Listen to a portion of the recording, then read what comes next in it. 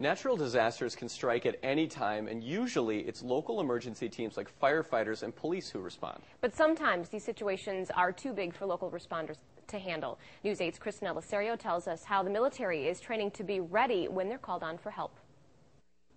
Typically, military training at Vogue Field involves air exercises, but for the past 2 weeks, military personnel have been on the ground participating in a large-scale training exercise called Patriot 2011. The training combines military and civilian forces and provides an opportunity for them to have to work together in a disaster situation. The scenario is a radioactive dirty bomb that blew up a concrete building during an air show. Hundreds of casualties have forced local firefighters and first responders to call on the military for help. It's an opportunity for us to bring all of those entities together and figure out how to work together. Regional Emergency All-Climate, or REAC instructors train military personnel for these types of situations on a regular basis. This exercise puts both rescue skills and communication skills to the test. After you've exhausted all your local resources and your state resources, the CST, they offer something that most local responders don't have, that advanced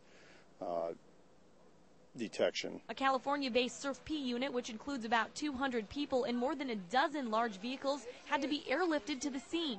They help recover victims from the incident and provide enhanced response. Once they get into the scene, they have medical triage people that go down range. They'll triage the people that are in place that they find around the collapse structure or the blast scene. Normally we can get out first the walking wounded, the people that are just injured. They'll bring them out. Then we provide here is a decontamination.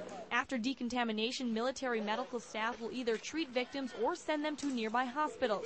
Another civilian organization involved in the exercise is the Department of Energy, who has equipment to test for radioactive material. The men involved in this part of the operation actually responded to the nuclear disaster in Japan after the tsunami hit. To see if there's anything airborne, if this was a real response.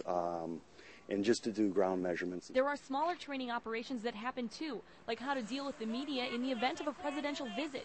We just wanted to get access back in so we could talk to the president.